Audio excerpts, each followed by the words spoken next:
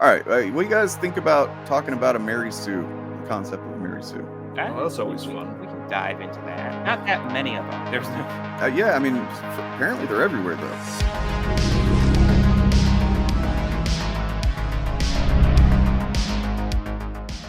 This guy, he was making the rounds on Twitter, which is what he intended to do because you look at his bio and he's clearly trying to sell some fucking grifty courses on ghostwriting or whatever. Certified hypnotist in the world. What is that? What the fuck does that mean? Definitely sounds like somebody who shouldn't be trusted. Right. Oh, Yeah. yes. I mean, I am the hypnotist in the world. yeah. I mean, like we're all in the world. You don't need to add that. That's kind of just implied by anything. Like Yeah. I'm driving I'm my the car in the world. I'm the I was- best I was- hypnotist on Mars. Twist. All right. So here we see a character who has completed her arc, but at the start of her story. Ben Solo trains in combat his whole life. Rey is a mechanic. The first time they fight, she slays his ass. That's not how an antagonist versus protagonist first battle is supposed to go. All right. So I counted like 7 things wrong with just these couple of statements. I don't know about you guys. Yeah. I like years ago, I made a video on exactly this fight and explaining why it's like the arguments against it is bullshit. I think I've seen it. Hey, he switched lightsaber colors. I noticed. Oh, cool. Yeah. But like, Just bring it back. like there's so much wrong. The film makes such a clear effort to nerf Kylo Ren, Mm-hmm. right?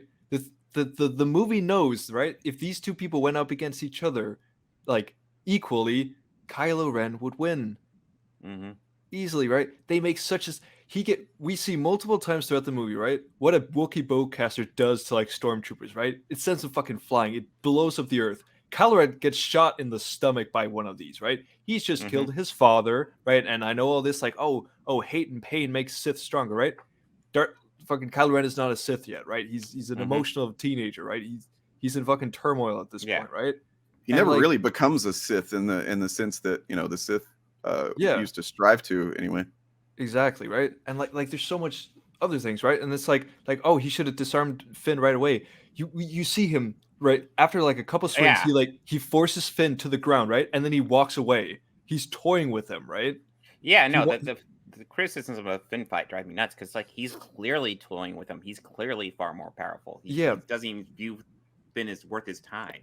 Exactly. Right. And then because of that like ignorance, right? Like Finn gets like a lucky shot on his shoulder, right? And then the second half, and then as he does that, right, then Kylo Ren disarms him like it's nothing, right?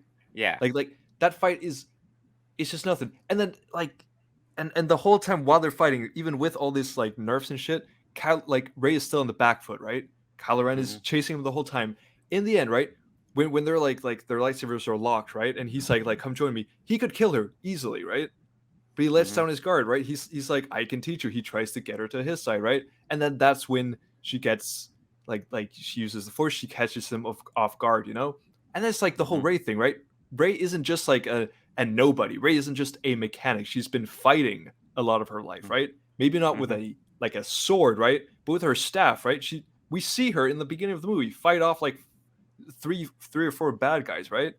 Clearly she has some skill in fighting with a weapon. There's so many reasons why this doesn't make sense. My comment about it was well, first of all, did he not watch the rest of the movie? Did he just read a summary then skip to the final battle? But then also, where's the other part?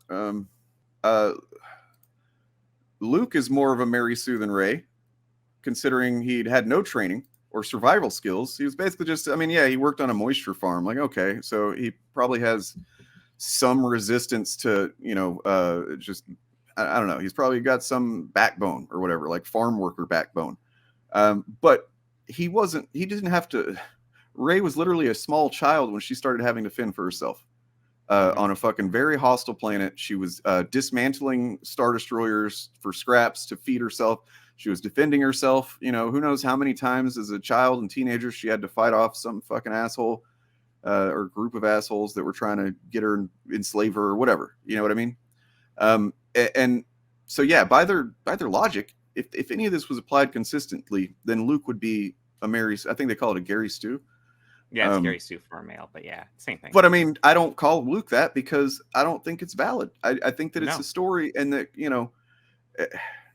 to apply this kind of standard is absurd. They did it with Hawkeye, where that was weird. Kate Bishop was like, and I talked about Nerd Roddick's dumb take on that, where they were all like, oh, she's great at fighting, she's great at shooting a bow or whatever, and it's like, well, I mean, they did a great job establishing how Clint Barton trained and all that stuff, right?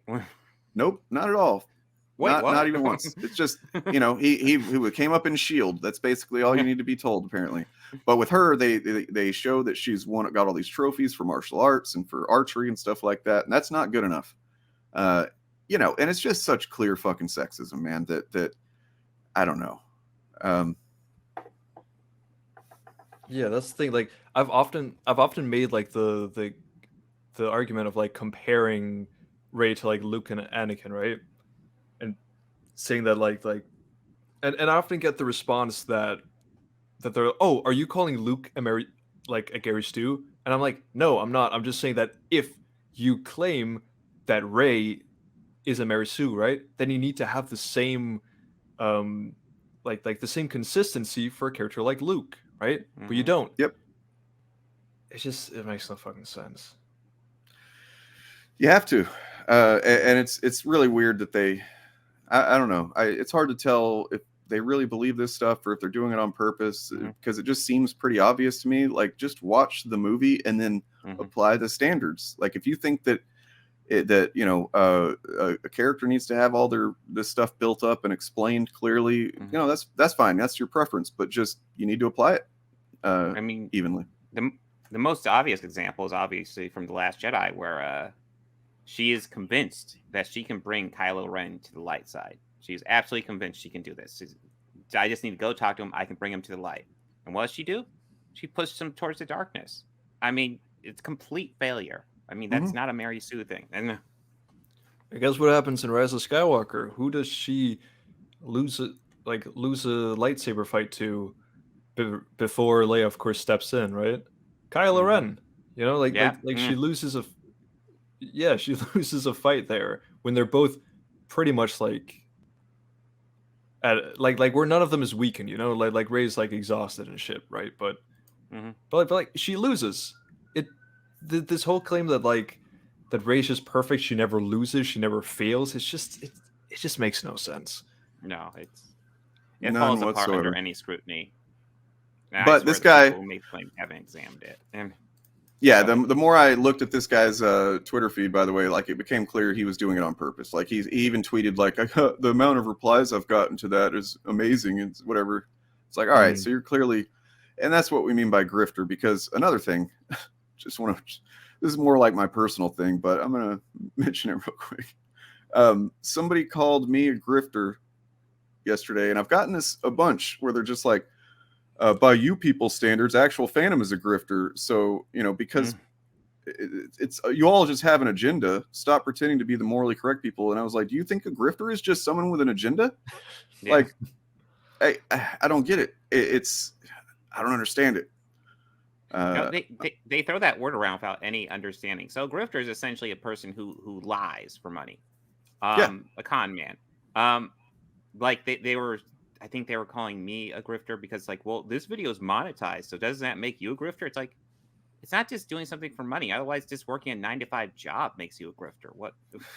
No, it's like, and yeah, I tell people, I try to make it clear what my agenda is, because look, everybody that's making content has an agenda, whether it's to just talk about the movies they like, which a lot of people do, and that's fine, or just to talk about the movies they hate. But if you're talking about the movies you hate nonstop, and then you're also calling things woke and bad as soon as a trailer drops or whatever, and then you don't even give it a chance, you're talking shit on it before it comes out, you're saying that the industry is failing because of this stuff or whatever. It's the same with comics and film, where there's like shifts in how the industry operates, but generally it's not failing. I mean, yeah, like the theater aspect of things is it's not in good shape, but that's because of a lot of it was due to COVID, but it's also due to streaming.